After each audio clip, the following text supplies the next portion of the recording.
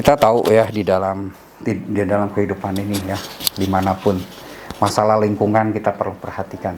Amin. Ya ada hal yang sebenarnya susah ya, dilematis. Ketika kita bertumbuh, ketika masyarakat bertumbuh, tentu banyak juga aspek-aspek lain yang akhirnya muncul dampak-dampak lain. Misalnya ini sampah, saudara ya. Sampah akan semakin banyak. Kemudian ketika kita mau ya pembangunan itu berjalan, diperlukan juga kan pabrik-pabrik dan sebagainya muncul juga ya. Ketika dipilah-pilah sampah ini dari sifatnya ada limbah beracun yang muncul.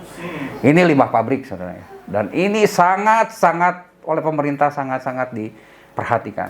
Ya, saya bekerja di pabrik 22 tahun dan sering kedatangan para petugas untuk mengontrol. Ya, karena ada tiganya tuh banyak ya, ada oli, ada lampu dan sebagainya. Kemudian juga sampah ini juga ada yang anorganik, kita tahu ya, plastik. Ya untuk kepraktisan semua dibungkus pakai plastik, tapi ya muncul juga sampah ini ya. Tapi sampah ini syukurnya bisa daur ulang. Ya, bisa dijual lagi yang tadinya tidak berguna menjadi berguna lagi, menjadi penghasil. Dan di sini biasanya orang-orang yang bisa mendaur ulang dia malah menjadi orang yang cukup kaya. Dan satu lagi adalah sampah organik, sisa-sisa makanan, sayuran busuk dan sebagainya. Ya, daun, kayu itu juga sama menimbulkan ya sampah. Dan kalau tidak diurus dengan baik, dikelola dengan baik, akan muncul bau dan sebagainya, bahkan menimbulkan penyakit buat kita. Nah, saudara, ini sampah-sampah itu ya, sampah organik. Nah, sampah merupakan material sisa ya yang tidak diinginkan setelah berakhirnya suatu proses yang tidak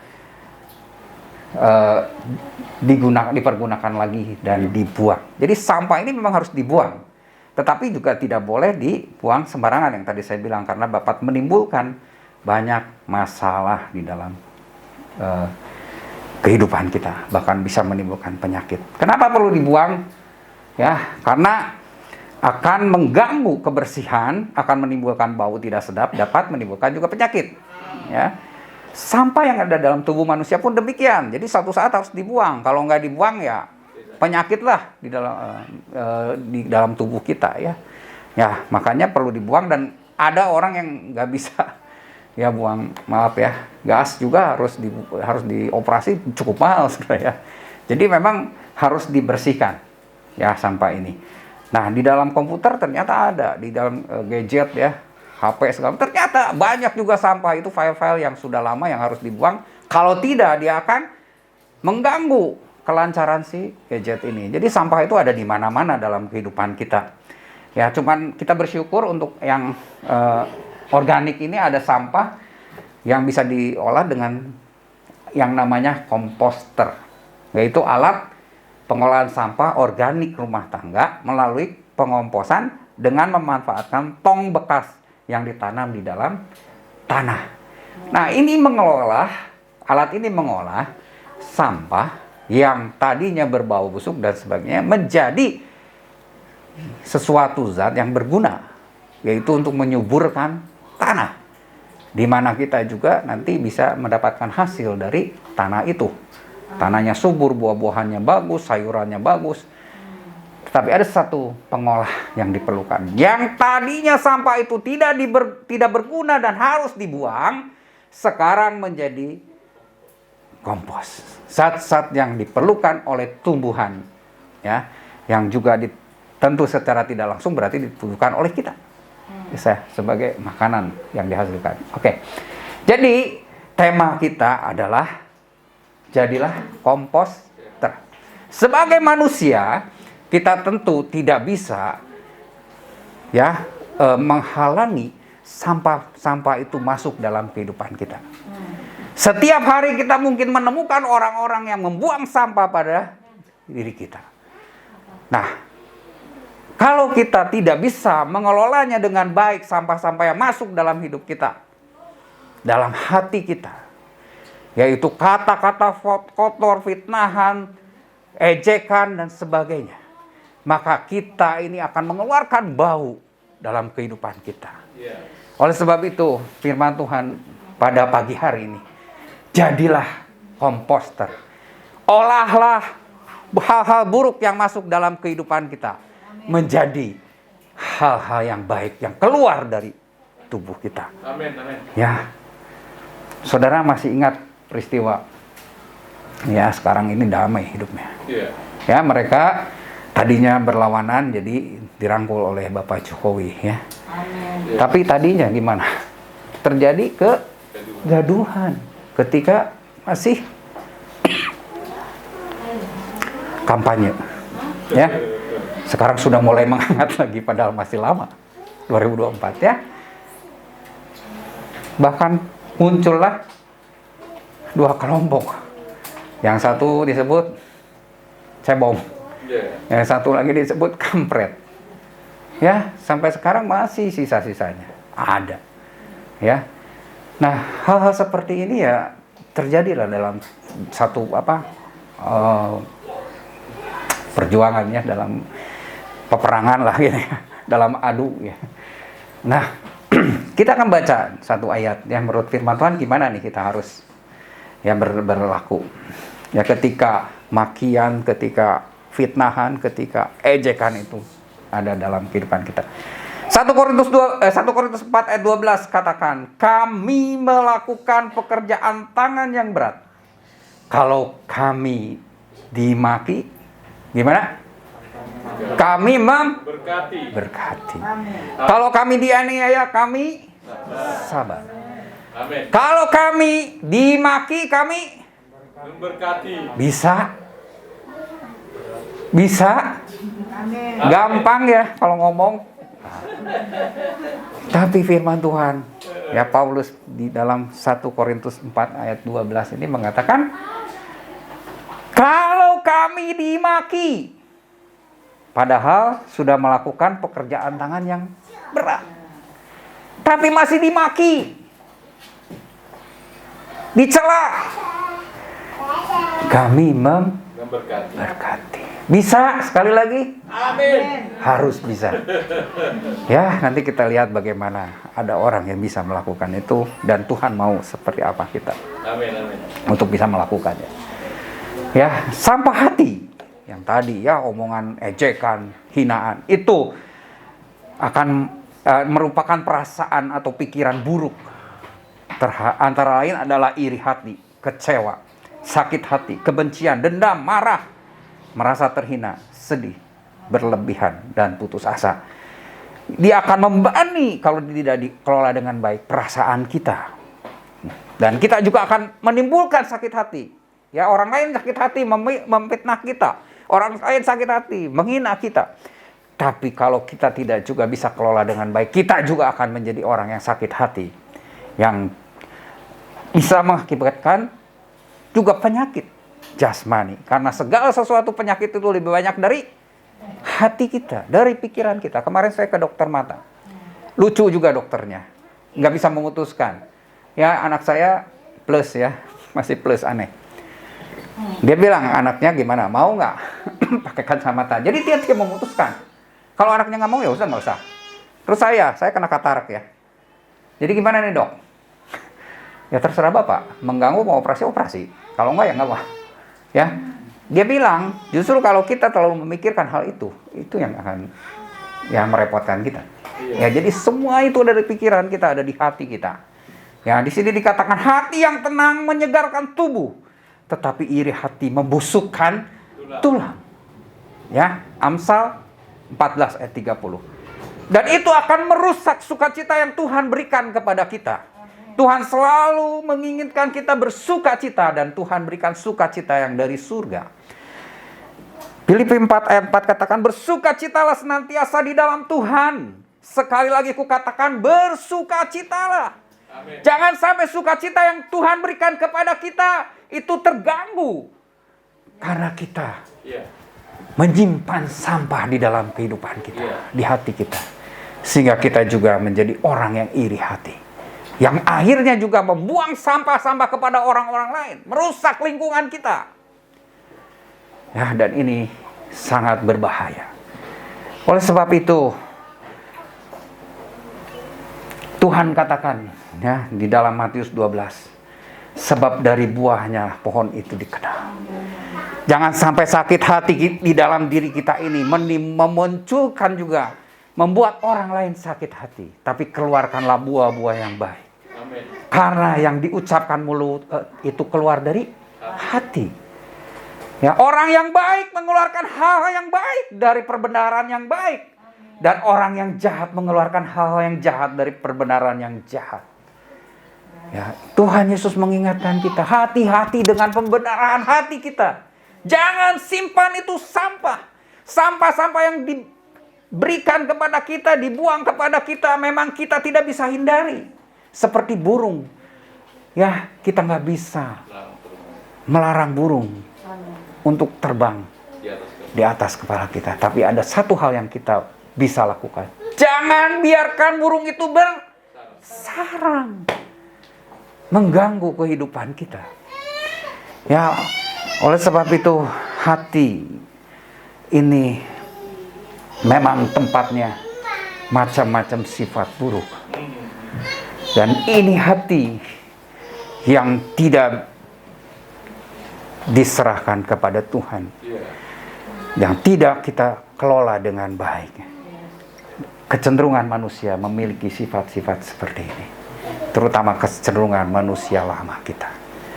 Ya, ini di sekolah minggu sering diceritakan. Ya, saya 32 tahun ngajar sekolah minggu. Ya, tapi lihat, dengar, dan camkanlah. Bukan yang masuk ke dalam mulut yang menajiskan orang, melainkan yang keluar dari mulut. Itulah yang menajiskan orang. Tidak tahukah kamu bahwa segala sesuatu yang masuk ke dalam mulut turun ke dalam perut dan lalu dibuang di jamban. Tetapi apa yang keluar dari mulut berasal dari hati. Dan itulah yang menajiskan orang. Karena dari hati timbul segala pikiran jahat, pembunuhan, perzinahan, percabulan, pencurian, sumpah palsu, dan hujat. Makanya firman Tuhan memberikan kepada kita satu perhatian. Jagalah hati dengan segala kewaspadaan. Karena dari situlah terpancar kehidupan. Buanglah mulut serong daripadamu. Itu yang keluar dari mulut, dari hati. Itu ya. Dan jauhkanlah bibir yang dolak-dalik daripadamu. Amsal 4 ayat 23 sampai 25. Kalau kita bisa melakukan itu, kita akan mengeluarkan hal yang baik dari hati kita. Hati ini sangat Tuhan perhatikan. Lihat, 876 kali Tuhan sebut. Hati ini harus dijaga. Kenapa? Dia adalah pusat. Dia adalah pusat dari seluruh tindakan dari kehidupan manusia. Ya, dia adalah perasaan kita, pikiran kita itu ada dalam hati kita. Ya, jadi dia pusat intelek, perasaan, dan kehendak manusia. Inilah pusat kehidupan manusia. Ya, tadi dikatakan, Amsal juga katakan apa tadi? Ya, bahwa hati itu adalah yang bisa memancarkan kehidupan kita. Ya, oleh sebab itu jaga hati kita. Jadilah komposter. Ya, hati kita ini belah jadi komposter. Karena apa? Amsal 27 ayat 19 katakan, seperti air mencerminkan wajah, demikianlah hati manusia mencerminkan manusia itu. Amin, amin. Kalau kita mau melaksanakan amanat Tuhan Yesus menjadi saksi, tidak mudah bicara, tapi dengan perbuatan kita yang keluar dari hati kita, di mana kehidupan kita ini mencerminkan isi hati kita, maka akan banyak orang yang percaya kepada Tuhan Yesus. Kemarin saya mendengar satu kesaksian, ya, dari seorang hamba Tuhan ketika persekutuan doa, ya, sekolah SD saya di mana saya sekolah.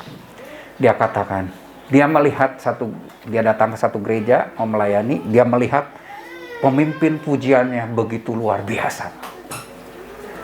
Kemudian setelah selesai dia tanya, Bu, ya, Ibu dari kecil ya sudah jadi apa maksudnya ikut melayani itu? Oh tidak.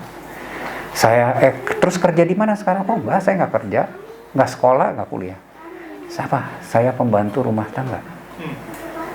Loh, ya, saya melihat kehidupan tuan saya, nyonya saya yang menjadi kesaksian, dan saya tertarik untuk meninggalkan agama lama saya.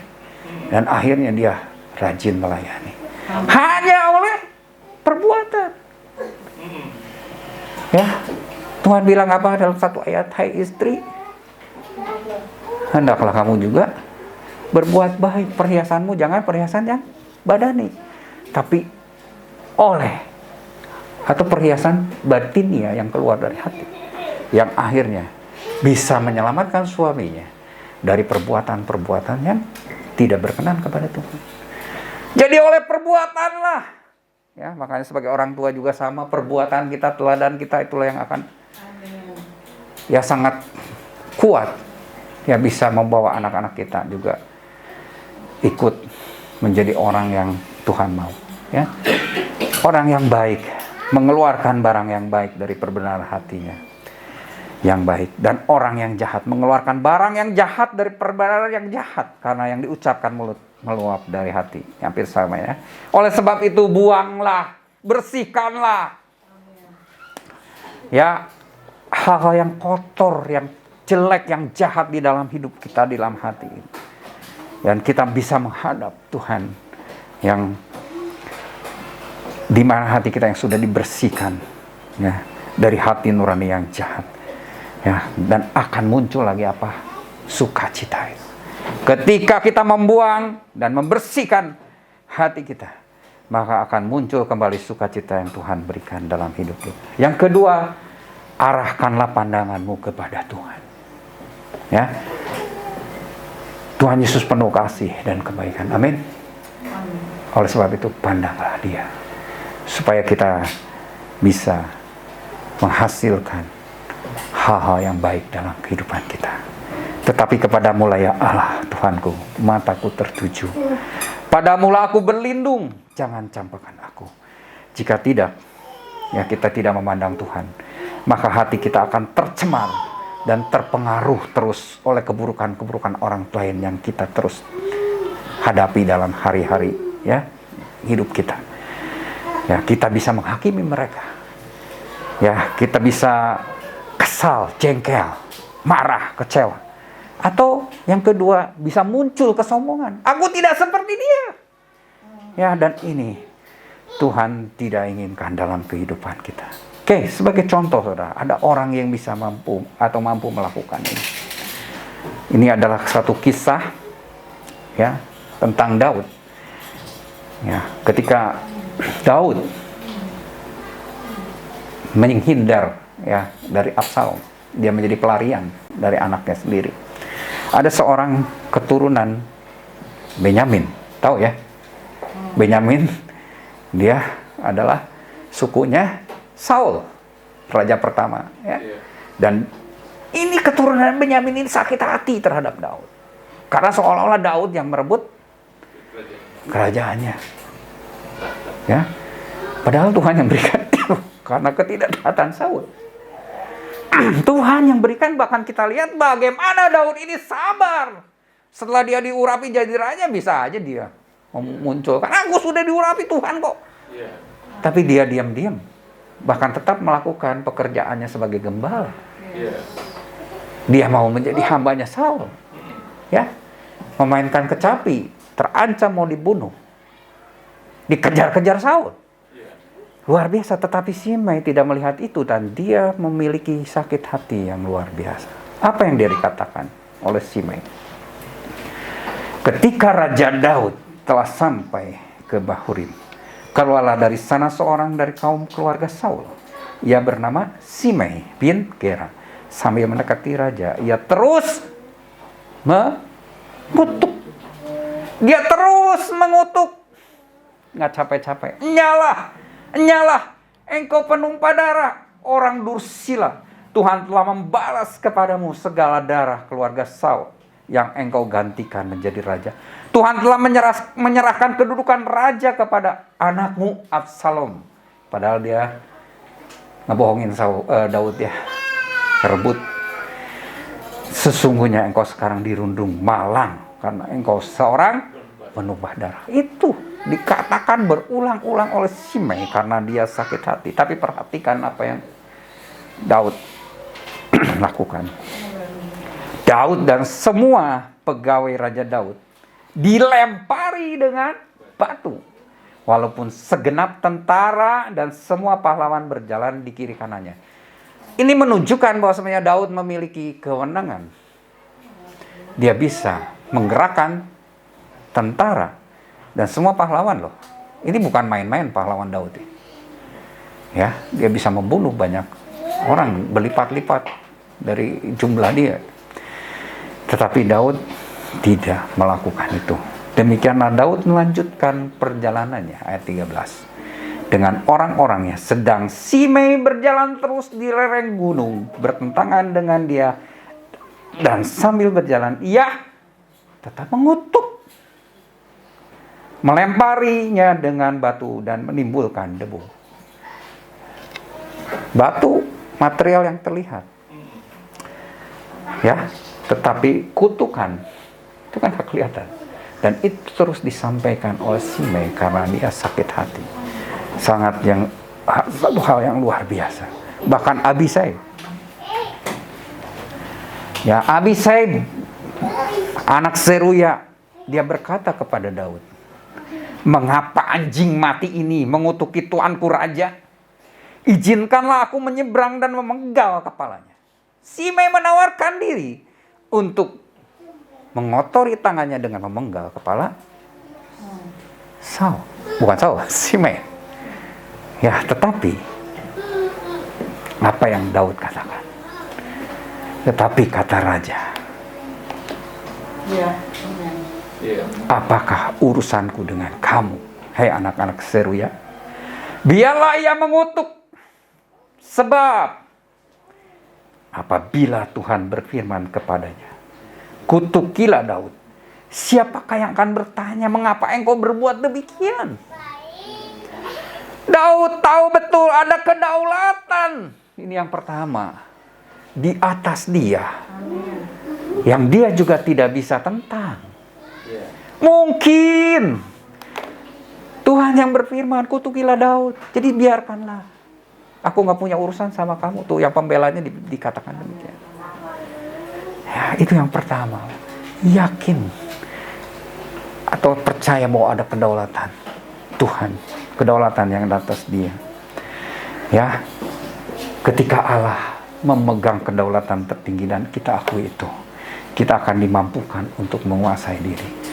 Jadi yang pertama, kita bisa mengolah sampah-sampah yang ada di dalam hati kita. Kita bisa menjadi komposter dengan satu, yakin ada kedaulatan Allah. Karena segala sesuatu yang terjadi dalam kehidupan kita, orang-orang yang percaya itu atas pengetahuan Allah. Tidak ada satupun yang Tuhan tidak perkenankan akan terjadi dalam hidup kita, orang-orang yang percaya. Kalau hal itu terjadi dalam kehidupan kita, semua akan mendatangkan kebaikan buat kita. Inilah yang dipegang Daud. Ini yang pertama. Peganglah kedaulatan. Allah memegang kedaulatan tertinggi. Percayalah itu. Amin. Ya, dan biarkanlah hal itu terjadi dalam hidup kita. Karena akan ada campur tangan Tuhan di dalam kehidupan kita. Ini yang kedua. Yakin ada campur tangan Tuhan. Pula kata Daud kepada Abisai dan semua pegawainya, sedangkan anak kandungku ingin mencabut nyawaku, terlebih lagi sekarang orang Benyamin ini. Biarkanlah dia dan biarlah ia mengutuk, sebab Tuhan telah berfirman kepadanya demikian. Jadi Daud yakin ada campur tangan Tuhan dalam peristiwa ini, dan Daud yakin bahwa itu akan membuat kebaikan buat dia. Luar biasa Daud memiliki hati. Makanya Daud dikatakan apa? Orang yang berkenan di hadapan Tuhan.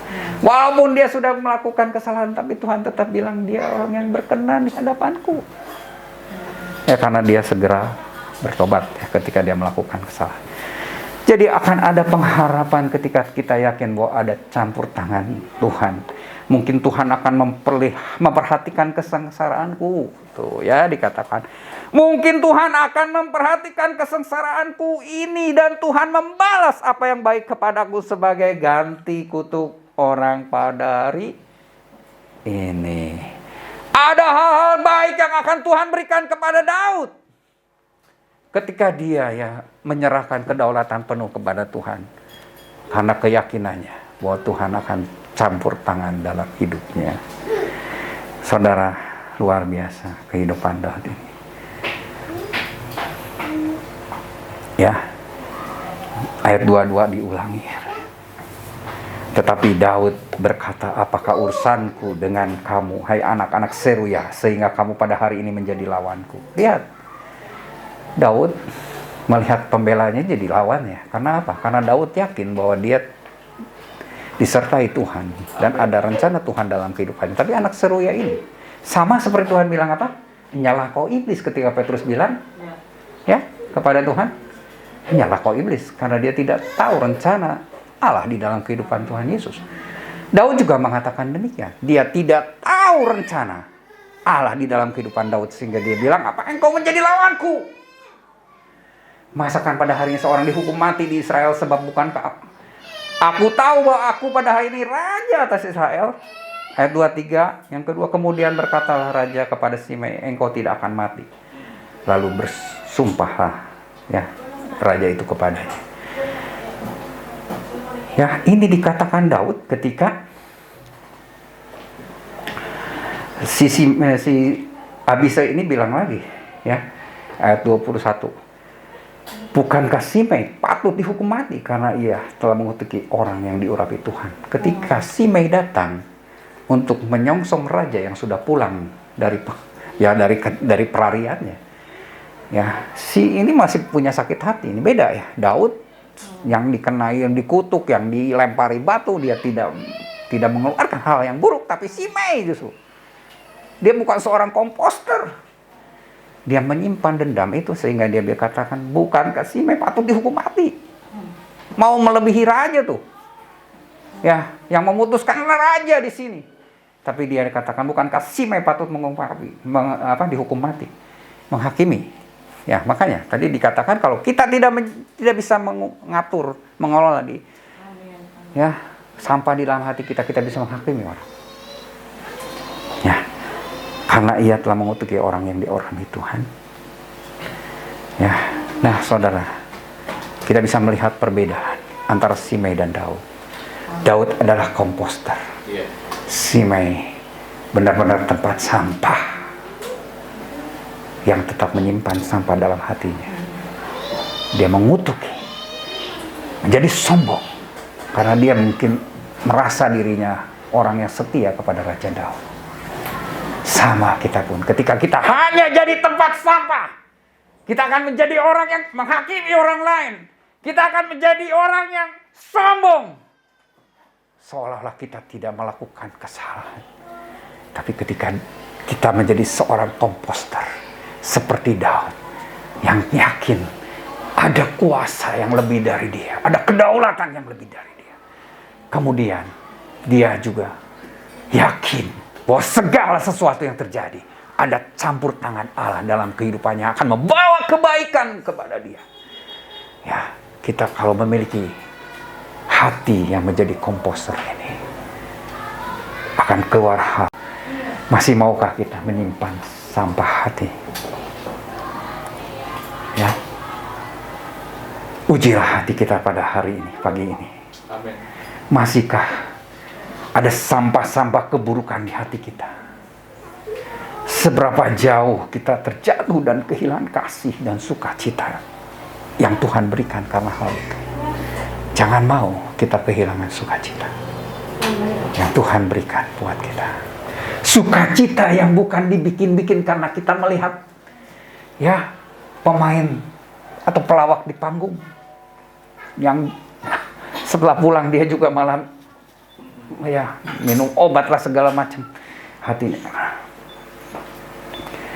tidak ada gunanya, saudara, menyimpan sakit hati, kemarahan, dendam, kebencian. Oleh sebab itu buanglah semua itu. Bersihkan hati kita. Ganti dengan kasih, pengampunan, kerendahan hati. Arahkan pandangan kita hanya pada Tuhan Yesus. Maka sukacita, damai, dan kasih Tuhan akan melingkupi kita. Kemudian mohonlah bimbingan Roh Kudus, karena memang ini hal yang sulit. Hanya Roh Kudus yang mampu melakukan atau membantu kita sehingga kita bisa melakukan apa yang Tuhan mau dalam kehidupan kita. Dia sanggup memperbarui hati kita. Dan percayalah, kita pasti mampu melakukannya bersama Tuhan. Jadi ayat firman Tuhan, ini hati orang yang bijak ya, itu akan hati orang benar menimbang-nimbang jawabannya, tapi mulut orang fasik mencurahkan hal-hal yang jahat. Hati orang bijak menjadikan mulutnya berakal budi, dan menjadikan bibirnya lebih dapat meyakinkan. Ya, jadilah komposter. Sehingga apa yang ayat pertama kita baca, kita bisa lakukan. Amin. Kami melakukan pekerjaan tangan yang berat. Kalau kami dimaki, kami berkati. Keluarkanlah sesuatu yang baik dari hati kita. Itu bisa terjadi kalau kita sudah menjadi komposter yang mengubah sampah yang tidak berguna menjadi zat-zat yang berguna, memberikan kehidupan, memberikan nutrisi, vitamin yang membuat pohon-pohon itu menjadi lebih baik. Amin. Hasilnya lebih baik. Amin. Berlipat-lipat. Tuhan Yesus memberkati. Amin. Puji Tuhan. Bapa, sentuh hatiku. Biarlah Tuhan Yesus menyentuh hati kita pada pagi hari ini. Kita akan bangkit berdiri sama-sama.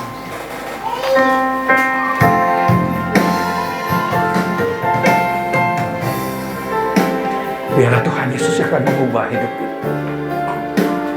Hanya Roh Kudus yang memampukan hati kita berubah. Haleluya. Serahkanlah hati kita kepadanya. Pandanglah Tuhan Yesus yang begitu baik mengasihi kita semua. Haleluya.